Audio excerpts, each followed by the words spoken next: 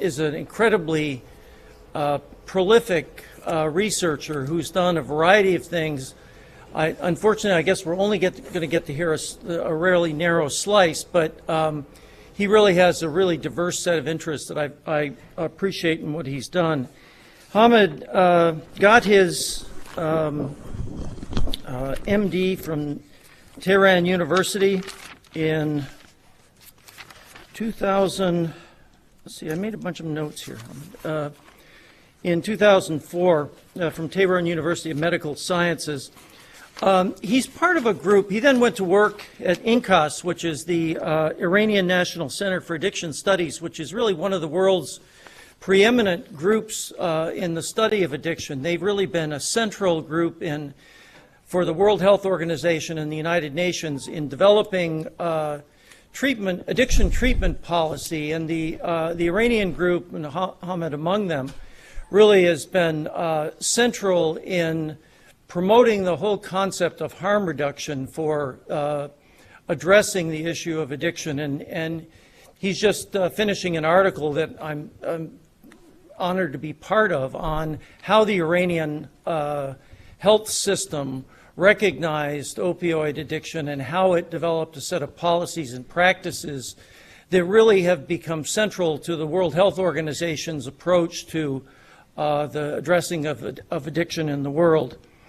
In addition to his position at the Iranian National Center for Addiction, where he started in 2005 and received a PhD in 2015, he's now he started a postdoc with Martin Paulus, eminent brain imager at the Laureate Center, at the Laureate Brain Research Institute in Oklahoma in 2015, and he's now an associate investigator. You're going to hear his work today on a variety of issues regarding the neuroscience and its application in the treatment of addiction. And I think you'll find his work to be incredibly interesting and diverse. So I'd like to introduce Dr. Hamid Ekhtiari. Thank you.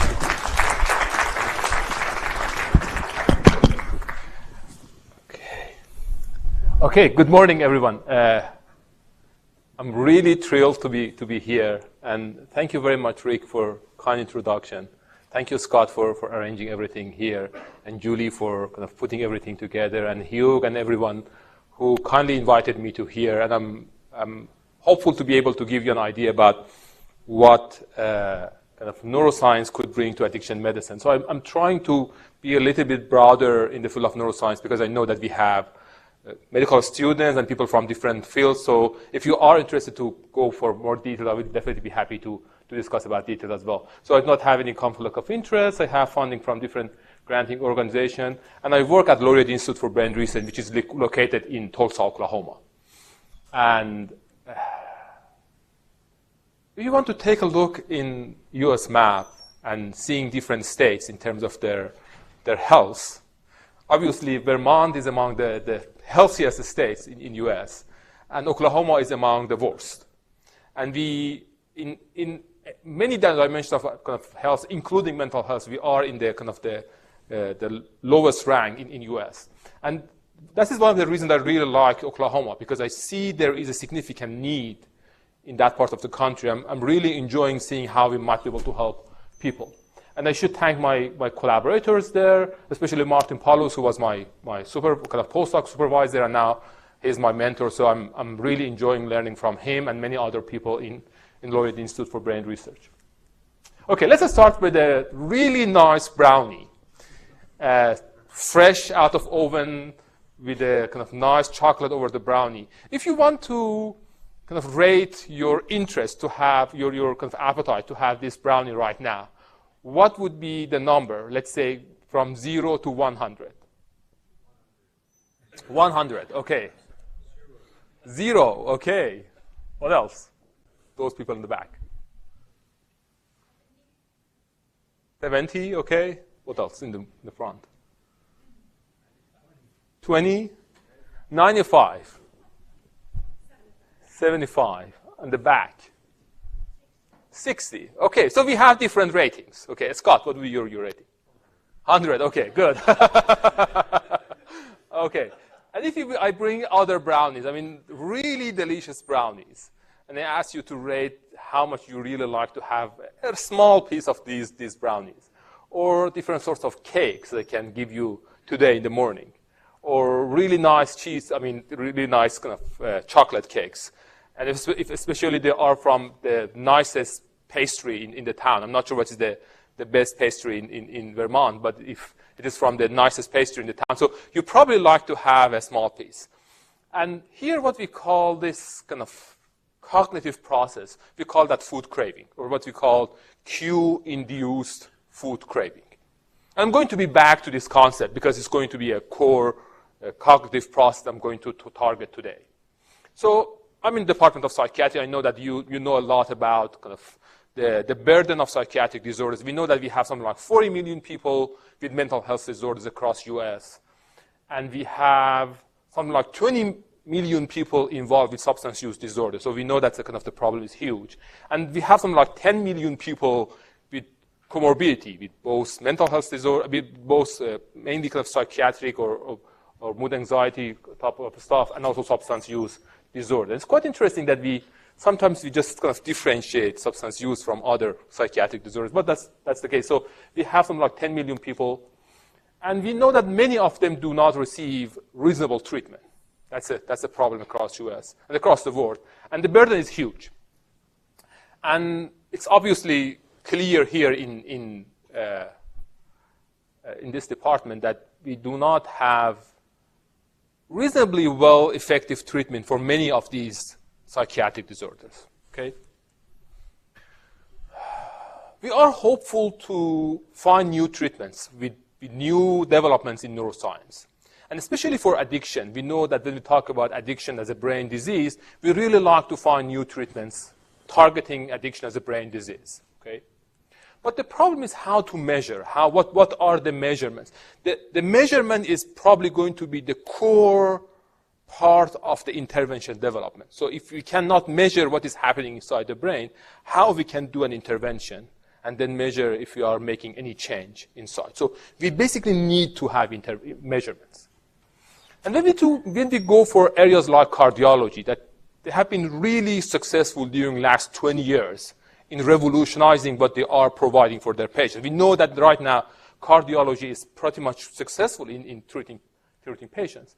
And you cannot imagine a cardiologist right now without their echocardiography or EKG. So without those measures that they have, and they treat patients using those measures. So they, let's say, measure their ejection fraction, and based on the ejection fraction, they treat people, or they decide what are the treatments that they're going to provide. So they have really good measurements. And the major question is, can we use brain imaging like EKG for psychiatrists? That is the huge question that people are trying to explore. And then we will talk about functional imaging. What are the functions that are going to be the core for addiction treatment? And how we might be able to bring functional imaging measures for addiction treatment to be able to move forward and develop treatments. So let's go back to what we have been discussing about cue-induced craving. It seems that we have the same phenomenon among those who are substance users. We have cue-induced drug craving. And I started to be exposed to this phenomenon when I was a medical student. It goes back to something like 2000, 2001. And we have been thinking to run one of the first kind of fMRI studies, functional imaging studies, using drug cues to measure drug cue reactivity. And I started to ask a group of heroin injection users, and discussing about what are the scenes or pictures that would induce drug craving in you. And they provided me with a list of different items. So I took a camera and I went to different places. It was kind of, when I go back to those days, I just think probably I cannot do that right now. But I was kind of young, and I was really kind of adventure seeking. So I went to different places. I took pictures from people who have been using drugs. And then we mounted those pictures in a room in the Iranian National Center for Addiction Studies. And we have been asking people to come inside and rate the pictures in terms of which one is more kind of effective to induce craving. That was my first experience of seeing how much drug cue reactivity is going to be intensive. So they have been trying to steal pictures inside the room. When we didn't have any kind of, let's say, research kind of coordinator, sometimes they just try to kind of tear a part of the picture, just try to put some of the pieces of the pictures. And I heard that they have been selling those pictures out of the room. So it was quite an intensive kind of experience. And I had patients that they have been sitting in the middle of the room, and they have been mentioning that I'm not able to come out of the room. So they have been feeling really disabled after being exposed to drug pictures. So we know that probably pornography or other areas could make people a little bit kind of involved with the craving. But the craving in drug addiction is really intense. So I realized it's a really a sort of an interesting challenge or challenging test. And I realized that's going to be something that's going to be really helpful. And I'm thinking about drug cue reactivity, something like what we do with treadmill for cardiology. We put the people in a way that provide them a challenge and then see how they are interacting with the challenge. Okay, what we do in brain imaging, we try to show people pictures that they are similar to each other in terms of other visual aspects of picture. So if we have hands here, we have hands the other. The light and the other features should be the same, but one picture has a drug-related scene inside. And I realized that we need to have many of these pictures to be able to kind of run studies for that. I recently developed a new database of 360 images with both neutral, opioid, and met pictures. And this is the first large database of drug-related pictures, opioid and met-related pictures. And I asked a large group of people to rate these pictures for different measures. Let's see the craving. This is one sample patient. We had the 360 images, and we have control images, met images, and opioid images. As you can see that for this specific individual, he rated the drug pictures higher and neutral pictures lower. So we asked a large group of people to rate them for valence, arousal, typicality, relatedness. And this is the distribution of responses for craving, for arousal, for valence, for control pictures, opioid picture, and med pictures. And we put together a database. And everything about this database is right now online available. So you can download the images. So we have all those 360 images available online. And all the ratings and kind of raw database, everything is online. So it's available right now in bioRxiv. And the article is under review. So the database is right now available for measurements. And we developed an fMRI measure. So we show patients neutral images and drug-related pictures 4 times. So we have both condition and time to be measured across the task. So you can see that we have 4 blocks, four rounds of blocks for opioid pictures and control pictures. And if you just take a general look to the pictures that we have here, you can see they are pretty much balanced and they are controlled for, let's say, at least for the light and features of these. So we have done a kind of intensive work to get sure that these pictures are going to be balanced for their content and their psychophysics features. And this is the case for met pictures as well. So we have met and control pictures. And even the met and opioid pictures are balanced for all the ratings that we had. And all the other psychophysics features, like, let's say, contrast, hue, value, those kind of psychophysics features. And we developed 3 sets of these tasks. So we already have 3 tasks for opioid users and met users that are equivalent for all those features that we have measured. So now we can do, let's say, multiple assessments for different time points with this database. And our patients are pretty much responsive. So this is the main effect of condition. So you can see that we have activations in the kind of limbic areas, secondary attention areas, and in different areas in the prefrontal cortex.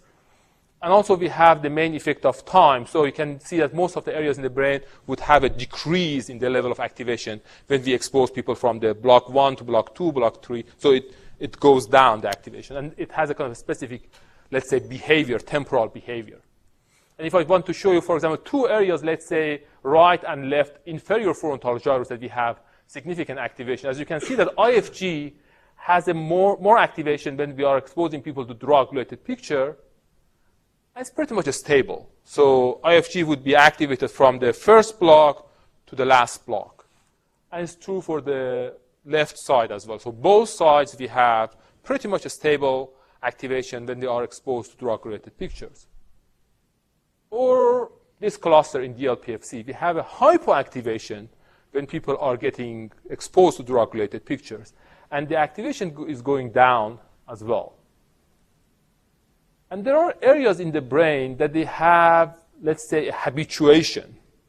So for the first blocks of exposure to drug-related picture, they have a significant difference in terms of the activation. But over the time, the difference would be lower. So areas like right amygdala and areas in the ventral striatum, mainly in the head of caudate, they have kind of a lower or a habituation. And the temporal response of this behavior is also something interesting. I'm exploring that part in different studies. So we realize this is something really interesting to be explored. And right now we have 321 original papers in the field with fMRI drug cue reactivity. So people are using this paradigm. So it is the most, I can say right now, it is the most frequent paradigm in the field of drug addiction, followed by 2-3 other kind of major paradigms like MID and stop signal task. So it is a pretty much well-perceived, well-received imaging paradigm in the field of drug addiction. And recently I put together a systematic review on all the clinical trials that we have in clinicaltrial.gov that they are using fMRI as their outcome measure. How many clinical trials right now we have in clinicaltrial.gov with fMRI as their outcome measure, explicitly as their outcome measure in clinicaltrial.gov? What do you think?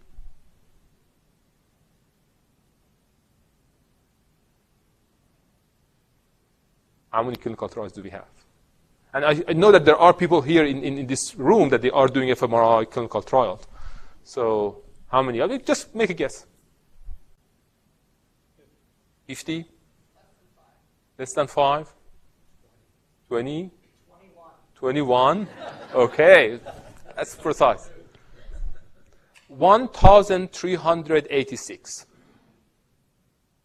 And we have 42 trials with drug cue reactivity, fMRI drug cue reactivity. 42 trials, and something like 36 of them are ongoing clinical trials with fMRI drug cue reactivity. So it's pretty much an active field. And there are many challenges for using fMRI as drug cue reactivity. I already have 3 ongoing clinical trials using fMRI as an outcome measure. And it's really complex.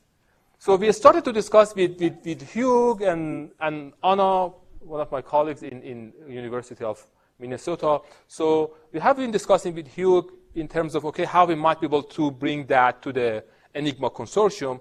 And Hugh was basically leading the idea, so we have been discussing about that. And we decided that, I mean, that was basically Hugh's kind of support. So he accepted that we can kind of bring the fMRI drug cue reactivity to the ENIGMA consortium, how we might be able to kind of gather data from that people are doing across the world and see how we might be to harmonize the field, what is happening inside the field.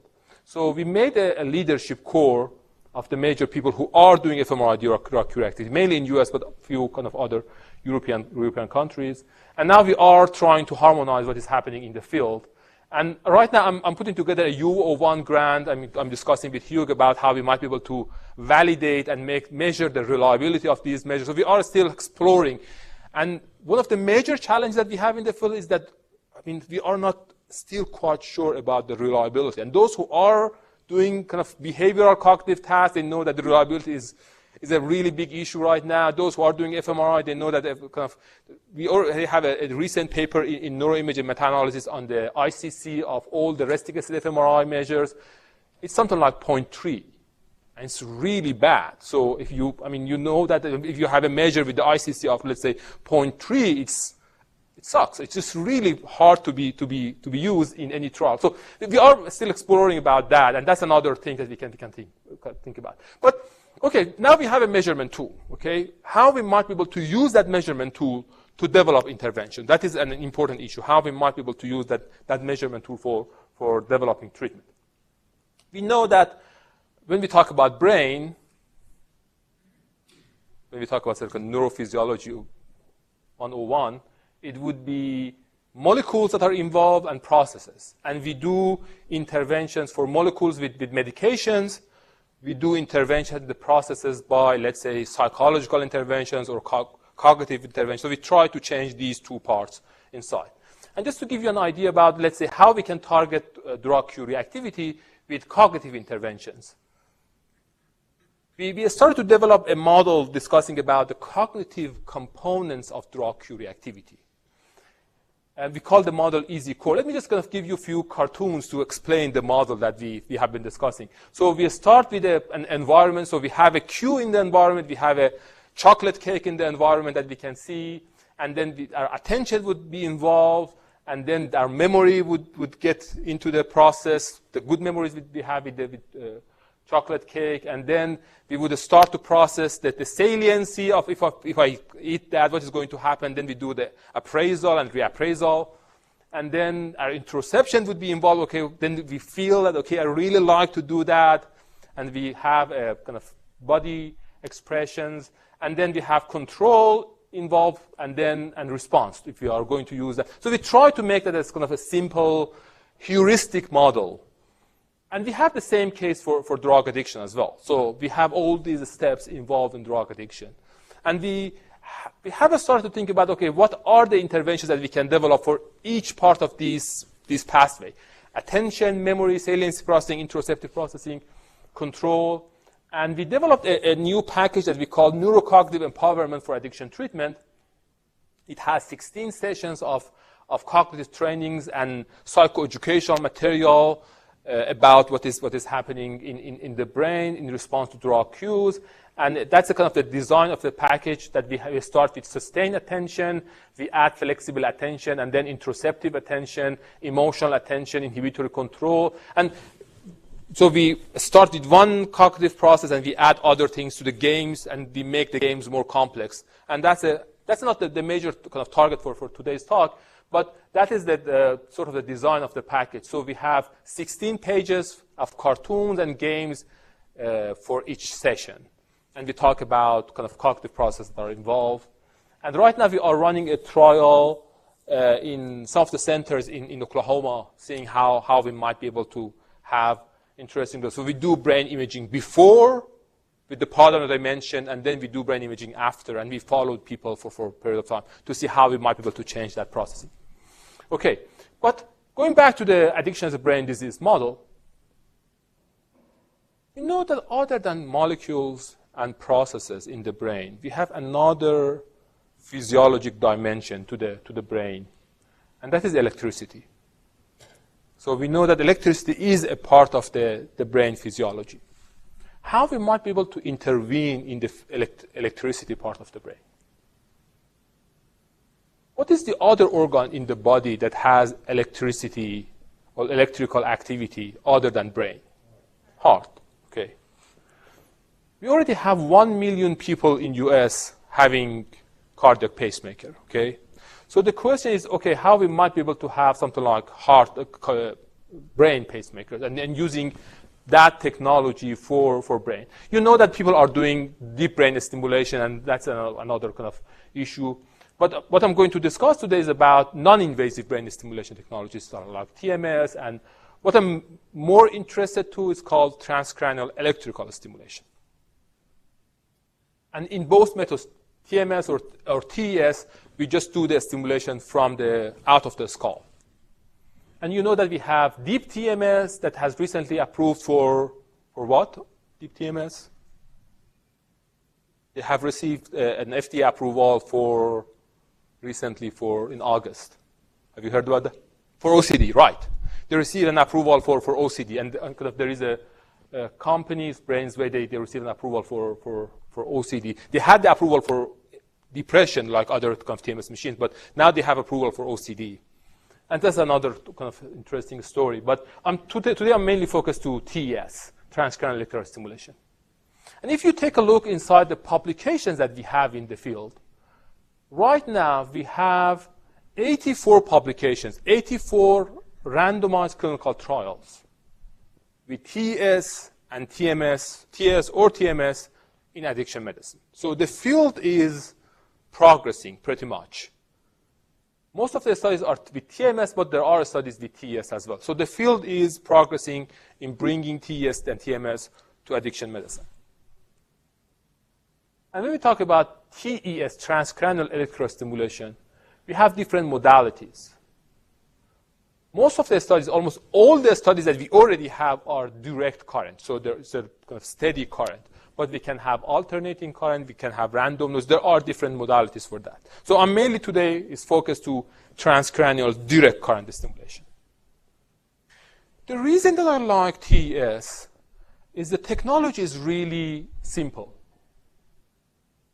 And it could be even delivered with mobile devices. That could be something like a headphone. So you can put a headphone over your head, these new technologies, and each of these electrodes could deliver current, controlled current, the level of current that you like, into the skull, and hopefully into the brain. Okay? But that makes things really interesting. So if it is effective to, let's say, control drug craving, and if my patient has craving something like 5 a.m. in the morning, and it's really hard to find any therapist 5 a.m. in the morning to control the drug craving that a met user has out of blue. And if it's going to even control drug craving for 10 minutes, it's going to be something really interesting to be used. And people can just put that on their head, and we can the app would be able to control the level of current that we prescribed before, so we can control everything. And that's interesting. So there are interesting potentials for acute intervention in craving, withdrawal management, even prophylaxis for craving. So there are interesting potential if it is going to work. That's a big if as well. So if I want to review all the 84 studies that we have, 63 of them targeted craving as their primary outcome measure. So in the field of addiction medicine, craving is a big deal. So if you can control craving, it's something like obesity. If people can control your craving for, all those high-calorie foods, you probably would lose weight. That's the kind of the main core. If we can control drug craving, it's going to be an important issue. So people try to control craving. We have done a study kind of a few years ago on methamphetamine users. It was the first study on meth users, seeing if we expose people to the brain stimulation, doing right anodal stimulation and left cathodal. So put anode on the right, cathodal electrode on the left, and we deliver something like 2 milliamp of current between the electrodes. That's the design of the intervention. And we did 30 subjects. So we did the stimulation, and we had a significant reduction in craving after 10 minutes of a stimulation. So it seems that we can modulate. And then we expose people to the drug-related cues, and then we measure the response, and the response was higher in the kind of stimulation group.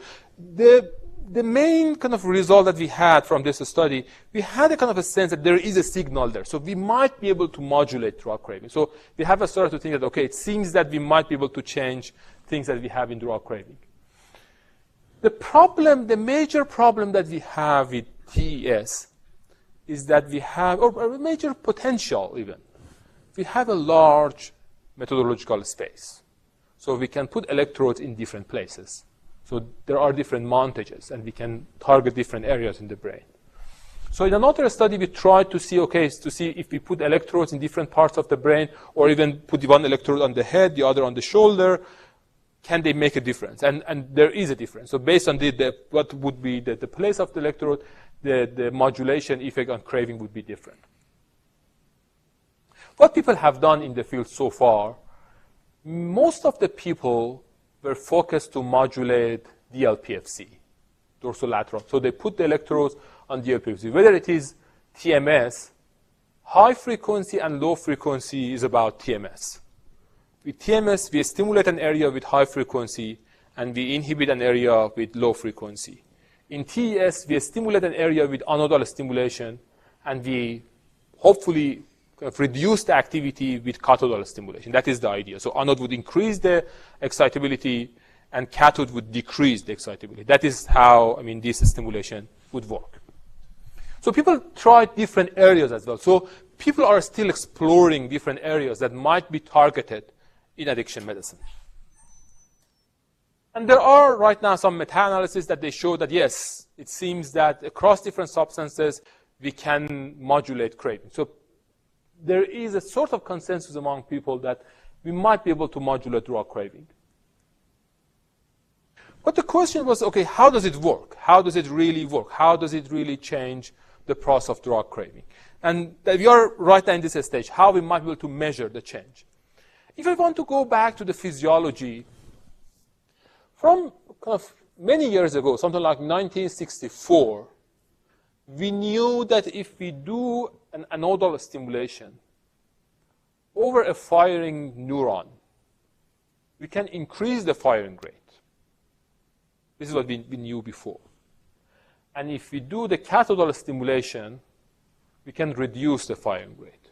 That is what people knew many years ago. And there are even trials among psychiatric patients in 1960, 1970. But because of many reasons, people stopped doing that research for something like 4 years. And then a guy whose name is Michael Nietzsche, he has started to bring tDCS back to the field with a study that he showed that anodal stimulation would increase cortical excitability and cathodal stimulation would decrease the cortical excitability. So he basically brought back the idea of transcranial direct current stimulation. Okay? And right now there are many animal model studies using transcranial direct or alternating current stimulation. And you know reasonably well about the potential molecular mechanism. We know that glutamate is involved. As glutamate is involved in long-term potentiation, long-term depression, the main mechanisms of learning. So we know that glutamate is involved. And we know that GABA is probably making a role for cathodal stimulation. So we know that these molecules are involved. And there are some PET imaging, for some MRS studies that they show that those areas that are stimulated, they have a kind of change in the glutamate and GABA. So there are things that are happening. I'm not going to go to the details about that. Those who are interested to know more about the mechanistic framework of what is happening inside the brain, there is a paper we have done with Michael Nietzsche about the mechanism, so people can go for that. And there are potential chemical and oscillatory and electrical modulation mechanisms for that. Okay, but what about fMRI? Can we use fMRI to measure what is happening with tDCS? So the hypothesis that we had was when we do a stimulation over dorsolateral prefrontal cortex, we change top-down regulation of DLPFC over subcortical areas, and also over ACC and insular cortex. So we have been thinking, okay, if we do the stimulation over anodal or over DLPFC, we can change the connectivity with DLPFC and ACC and insular cortex and ventral striatum and amygdala. That was the hypothesis that we had. So we started a trial, a crossover design trial with fMRI before and after tDCS, with anodal on the right and cathodal on the left. It was just 15 subjects, but it was crossover. And the first step, let me just show another slide. Yeah. So that was the hypothesis that we had, if we have any change. The first is that we didn't have any change in terms of connectivity between DLPFC and amygdala and nucleus accumbens. So it was pretty much frustrating, because it was the first thing that we have been looking for. So we have been interested to see, okay, it seems that the connection between DLPFC and those subcortical areas would be increased by tDCS. We didn't have any effect on that level. But what we had, with the area on the right anode, so basically on the right anodal side, and insular cortex and anterior cingulate cortex, with the anodal we had an increase in right anterior insular cortex. And it is task-based connectivity. So we are talking about increased connections while they are exposed to drug-related pictures. And that was good. And the better part is that when we have been measuring with the left cathodal, we had a decrease effect on both right and left anterior insular cortex. So it seems that we might be able to find something there. We have also explored the large-scale networks with resting state fMRI. The idea is when you are in the craving state, your default mode network would get activated. And that is the reason that when you are in the craving mode, you just start to have introspective processing and seeing what is happening, and you have lots of memories related to yourself. That is when you start to be in a craving mode, your executive control would be low. So when you are studying and you are supposed to using your executive control to be able to do math, it would be really hard when you are feeling that you're hungry, you need to eat something, or you crave for something. And the idea was, okay, if we do the stimulation, we might be able to bring back the executive control network. And that's a kind of model by Elliot Stein, who works in NIDA. So that was a nice model. So we explored that model to see if we do a stimulation, we can change these things. And we saw the interesting results. So we showed that we have a decrease in default mode network and an increase in the executive control network and saliency network with doing the TMS. So that is another kind of level of evidence that we have been pretty much kind of happy in terms of seeing a signal. But the study was small, something like just 15 subjects. But one of the things that made me really kind of curious about the results, when we have been exploring the sham versus active stimulation results in terms of the subjective feeling of craving. As you can see, that the response in the sham group is pretty much narrow. But the response in the tDCS group is really wide. And people cannot differentiate sham from tDCS, the act. So we have tested that. So the people cannot differentiate whether they receive the real or sham one. So that is the good thing about this. But this one has a kind of a larger response. So we have been thinking, what is the reason? Why the people are responding differently in the active stimulation compared to the sham? So we see each individual subject, we can see that the variation is huge. So we started with this picture, how this one should be related to the question that we have.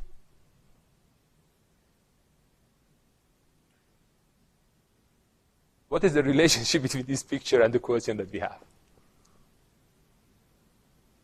Everyone's brain might be shaped a little bit different. Exactly. Perfect. Yeah, that's the right answer. Yes. We started a collaboration with my colleague, Maron Bixson in City University of New York, and I had a PhD student. Now she's working with Maron in City University of New York, and we started to explore how people have different brain shapes, and when they put electrodes over their head, probably they receive different currents in different parts of the brain. So we do not control that very much. So we started to do modeling for the current distribution in these 15 subjects that we had. And as you can see here, the subjects have different levels of current based on the structure of their skull, the thickness of their skull, everything that would be related to the structure. Some of them have higher and some of them have lower kind of current inside the brain. So we have been thinking, okay, how we might be able to bring that to the model.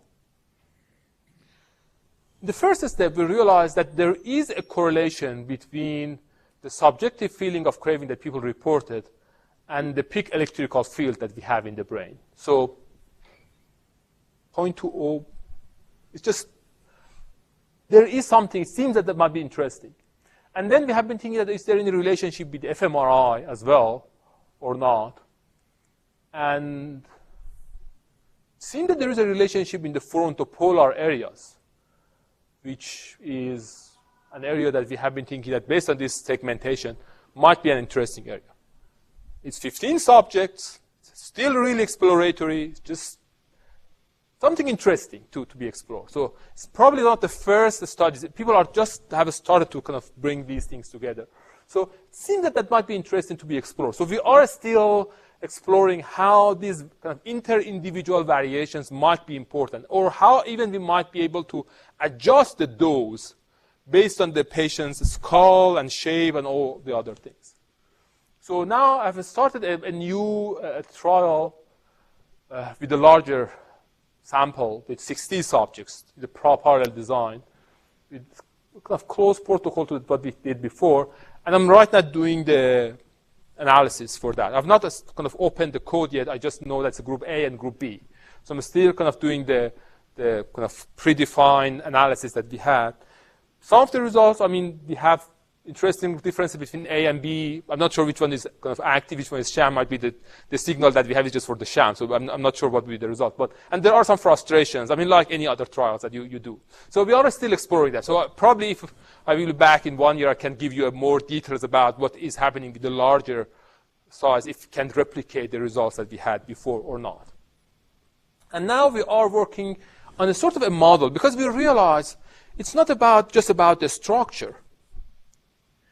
Your brain state, when you are receiving the stimulation, is going to be important as well.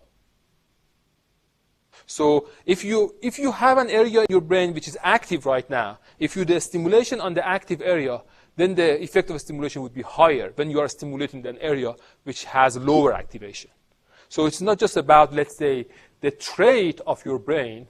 It's also about the state of your brain when we are doing the stimulation. And that makes things even more complex. So now we need to have a model bringing both state and trait together and mix them together in something like a predictive modeling to see how much of the signal is going to be predicted by that state and that trait. So that's another level. And we recently put together a paper, it's under review in human brain mapping, in terms of what would be the framework of kind of doing this analysis. It's not that much trivial. So it's just another level of kind of adding brain stimulation models to the functional imaging.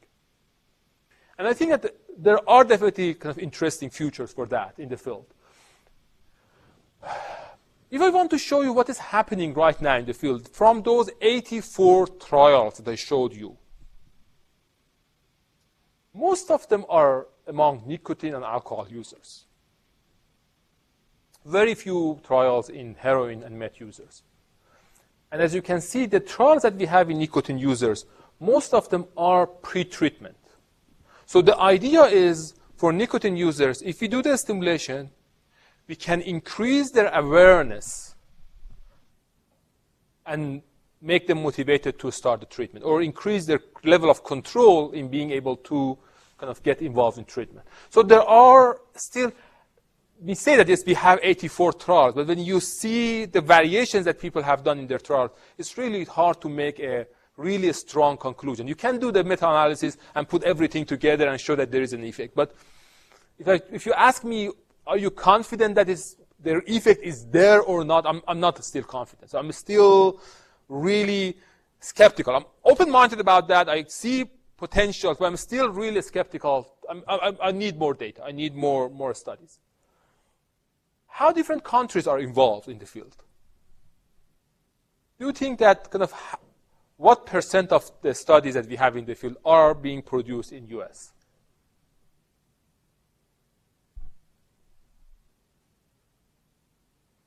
What do you think?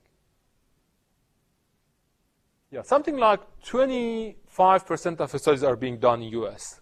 And we have many other countries involved. We have Germany, we have China, we have Italy. So we have, and I realize it's not just about the US. I mean, people across the world are doing these studies. So I was thinking that if we want to kind of harmonize the field, if we want to have better trials, if we want to have better signal in the field, I need to kind of put people together and harmonize the activities. And as you can see, across the world, people are doing different drugs. So if these drugs are different colors, what do you think about orange? What would be the drug of orange that we have in US, Italy, and Brazil? What is the drug? A drug that is dominant in US, Italy, and Brazil. Alcohol? But not in other, let's say not in Germany. So if you're talking about alcohol without any study from Germany, though it might be.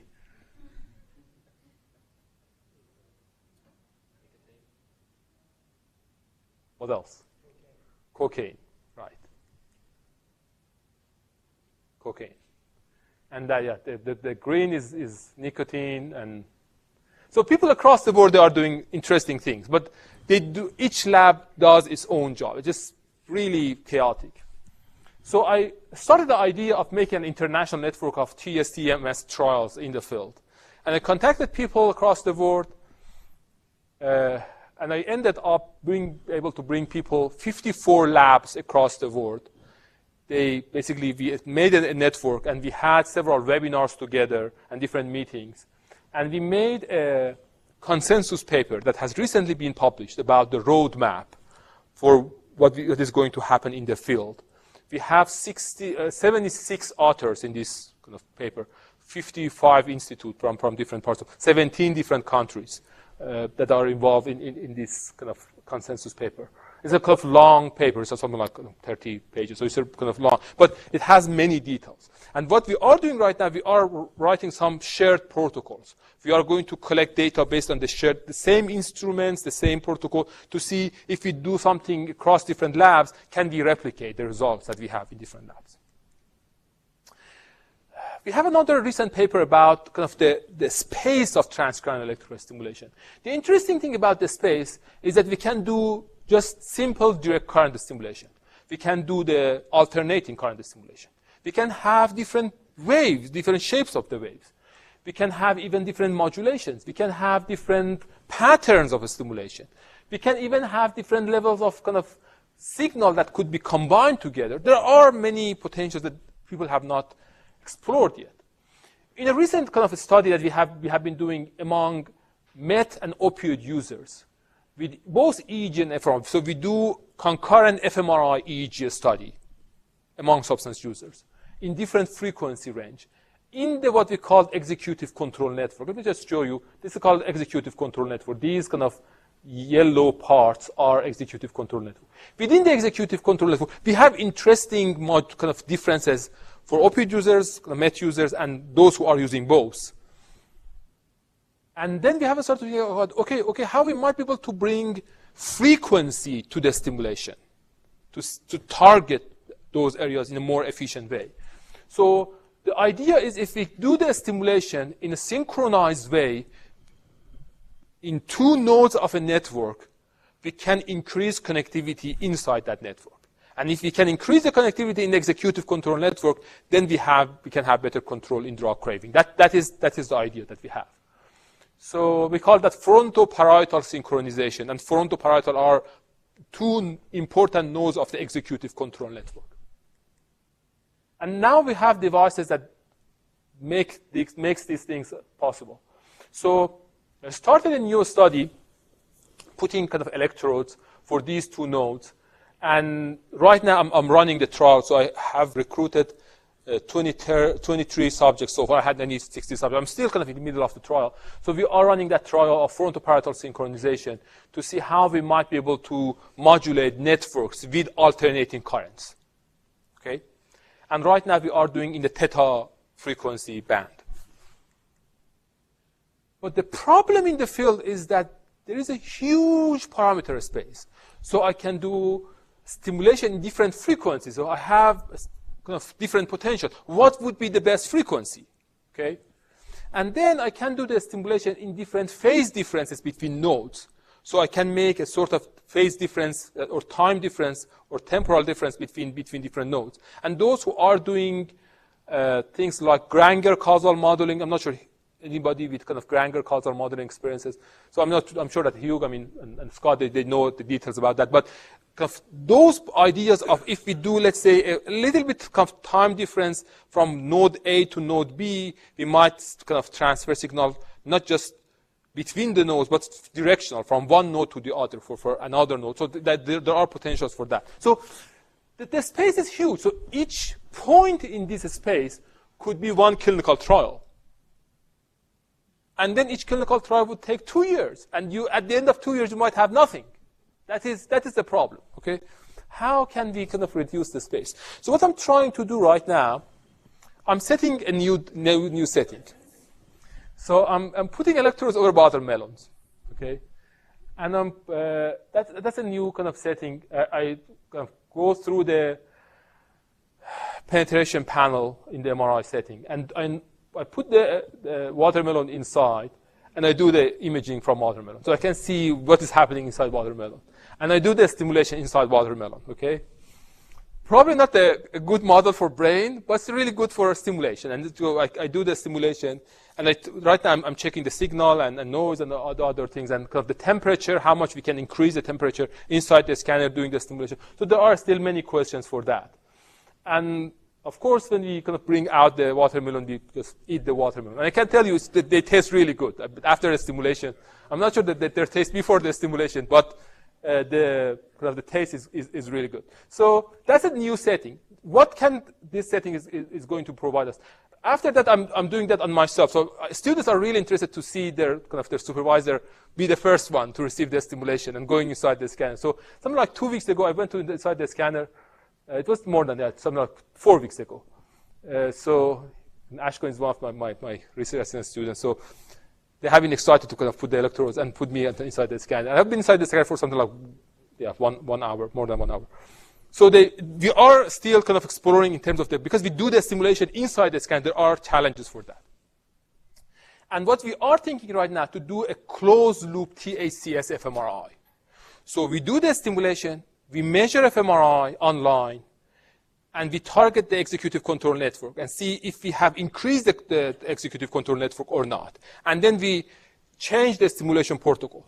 And that we have a Bayesian optimization protocol to explore that large parameter space and find the areas that makes the most from these connectivity that we are looking for. So that is the idea, to find the optimized stimulation protocol for each individual patient, even in the individual level, to increase the connectivity in a level that we are looking for. So that is the idea of online kind of tDCS fMRI closed loop stimulation. So that is another level that we are exploring.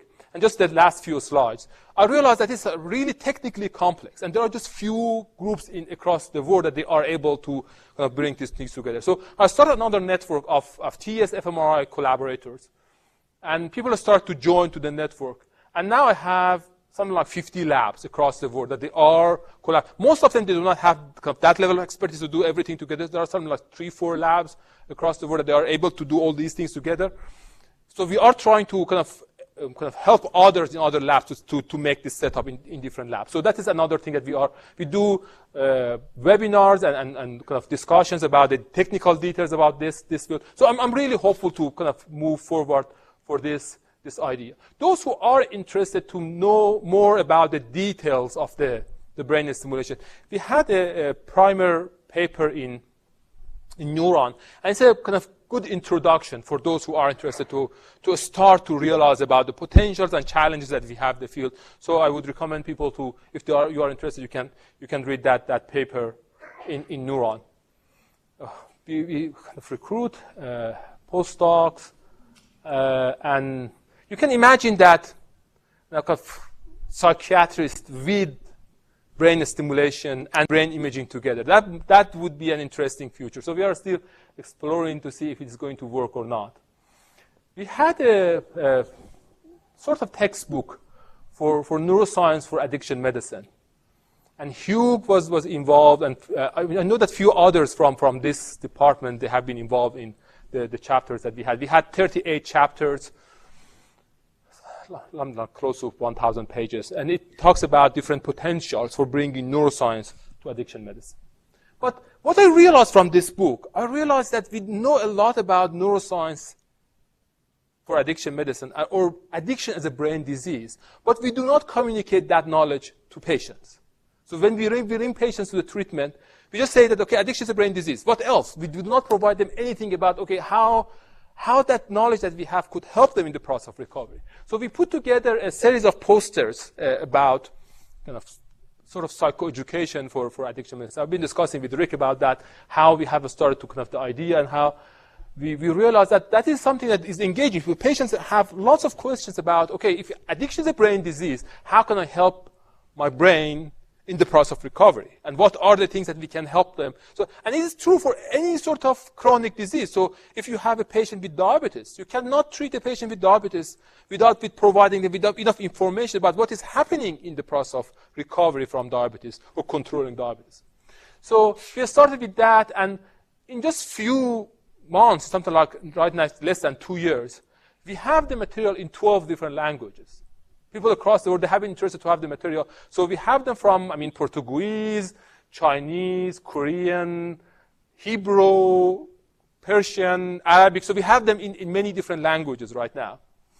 And we put them together in a package of psychoeducation. We call that brain healing first aid. So we are kind of working on that. I'm discussing right now with Rick to see how we might be able to do kind of further studies with this package. And we receive feedback, okay, all your characters are male, so why are not bringing something like a feminine character to the posters? So we started another study asking people, which character do you like to have in the posters, and some other kind of characters. We have explored different characters, and then we made some kind of drafts from those characters, and we made them cartooned. And now we have kind of feminine versions of that poster as well. So that is another kind of level of engaging patients more to the field.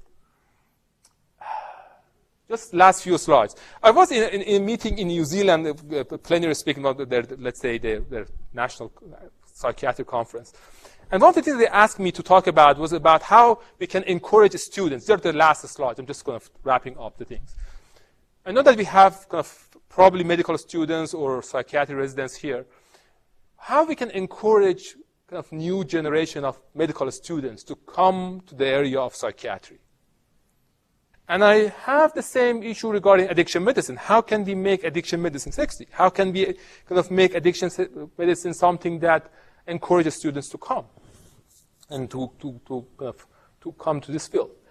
And I was really made a good medical student, and from the first I was really inspired by addiction medicine and why I think addiction medicine is interesting. So that could be another, let's say, 2 hours talk for the students, and I really like to kind of do that. But one of the things I usually talk about is about kind of addiction is not just about some people who are using drugs in the streets and makes lots of really bad problems.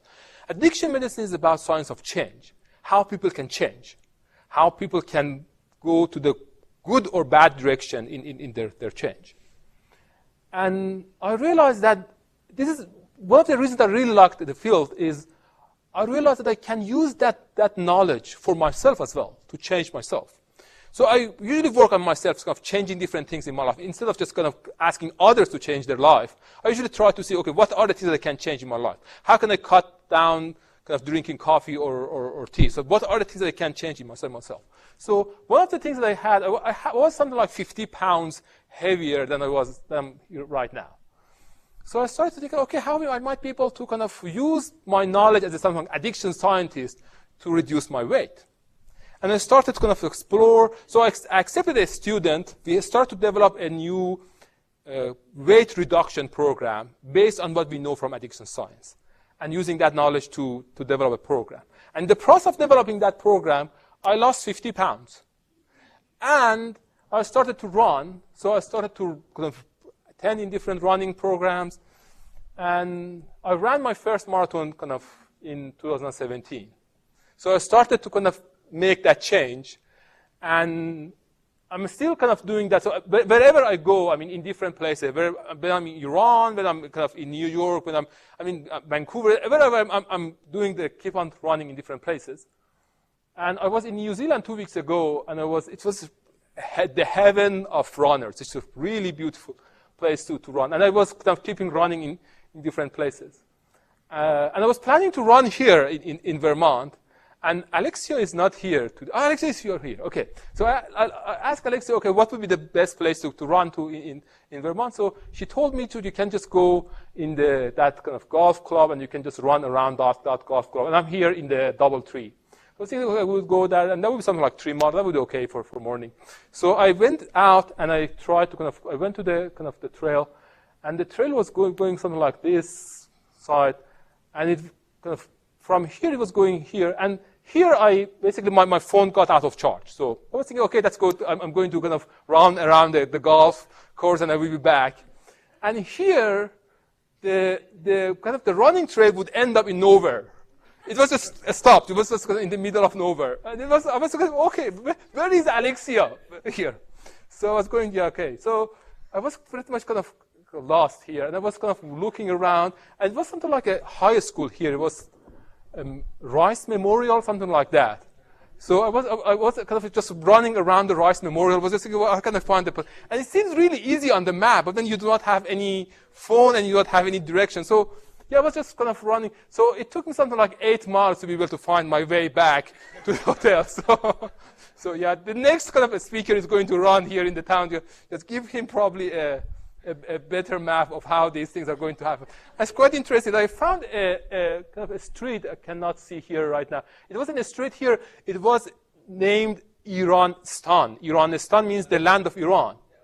It was quite interesting. I didn't know that was. So in the process of kind of exploring that area, so I took all the streets to find it. So I can say that I have been in those places. So it was quite an experience in the morning. So I put together that book and call that right now Brain of Wisdom. I'm still kind of doing the editing on the book, discussing about different sorts of eating, compulsive eating and impulsive eating, and neural correlates of those things, and how neuroscience could help you to change yourself, how your understanding about what is happening inside your brain is going to be helpful.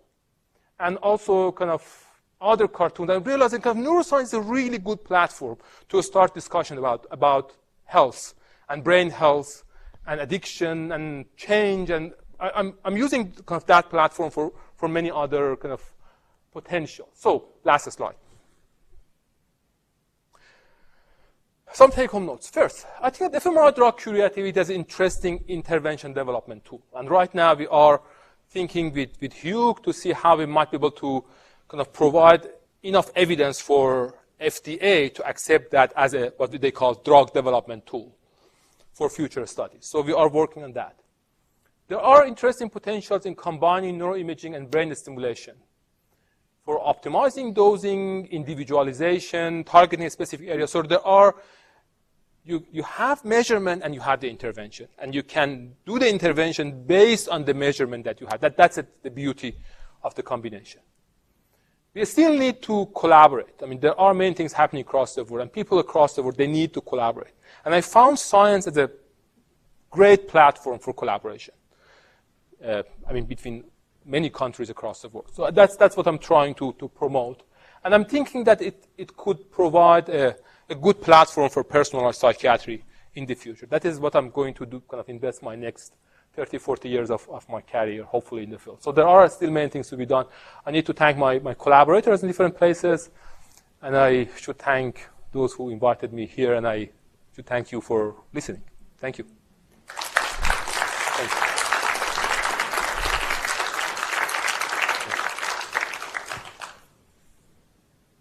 Please. Well, thank you very much for a very stimulating discussion presentation. I couldn't help making associations as I thought, and one of them was ECT and research in ECT. And my question is, has ECT research contributed anything to our understanding of the electrophysiological effects of all the contemporary modes of brain stimulation? And are there any qualitative similarities? There are. The interesting thing about ECT, I mean, we have many psychiatrists here who are, I mean, much more kind of well familiar with the idea of ECT and the great potential that we have with ECT. You know that we started doing ECT in 1940-ish, at that period of time. And it was from even the first steps, people really didn't like the surface of doing this. So you know that's it has a really low side effects. It's a really effective intervention. There are really good things about ECT. But people didn't like the external face of ECT very much.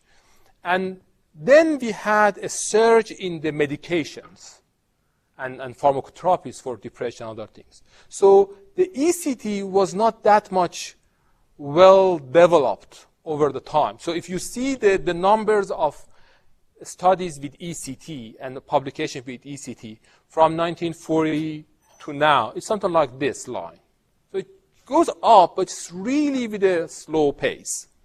But when you have, let's say, medication, with something like this, so it just goes up. So, but during last, let's say, 10, 20 years, that we know that we have not been that much successful in bringing any new medication to the field of psychiatry, people have started to think about, okay, it seems that we need to go back and see how we might be able to bring the other things that we have. There are interesting things about ECT, and quite interestingly, there are even kind of well-known mechanisms involved in ECT. But what we do with ECT is a supra-threshold stimulation. So we made neurons to fire. What we do with TES, we just do a sub-threshold stimulation. We do something like 2 milliamp, 1 milliamp. We just increase the resting potential from something like minus 50 to something like minus 65, minus 60. So we just increase the excitability of neurons. So if they are already firing, the firing rate would be increased. But we do not make and that's a good thing about kind of the TES, that there is no risk for seizure. And it's not true about TMS. In TMS, we have a kind of a really low risk of seizure. But in TES, we didn't have any report of stimulating seizure. We still are careful about doing a stimulation on those who have seizure, but we know that's. So we are talking about something that's really minimum in terms of the amount of the current. And most of the studies that we have are direct current. What we do in in ECT, we do the alternating current. So there are very kind of differences, but they are in the same kind of area together. And I see great potentials how these things are going to move forward. The other thing about ECT is something like widespread across the brain. But what we can do, especially with new generation of TES, we can target a specific area. We can just focus to one specific area and increase the activation on that area. That makes things more, let's say, targeted. And that would be more kind of in collaboration with brain imaging. So we can find a specific area, we can target that area and see how and we can even, not with TS it might be hard, but with TMS, new TMS machines, we can just do a really high resolution stimulation. So if an area that we have is something like area A and area B with something like few millimeter of difference in the kind of the space, we can stimulate one area without stimulating the other area. So that makes things really interesting in terms of and there are some new modalities where you know that focused ultrasound stimulation is another modality that might. So there are new hopes for bringing different sorts of non-invasive brain stimulation technologies to the field. And people are exploring those things. Other questions? Please.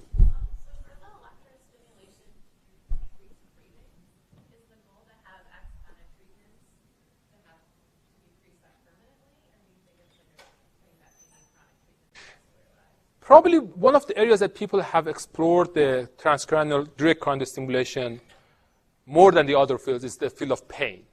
So in the field of pain, what people do, they do something like 2 weeks of stimulation in a daily basis, 1 session per day for 5 days per week. And they are a study that they showed that they can keep people drug-free for 3 months after the stimulation. So the other good thing about TES is that other than online effect, so we have some concurrent effects. So when you do a stimulation, you can see the effect during the stimulation.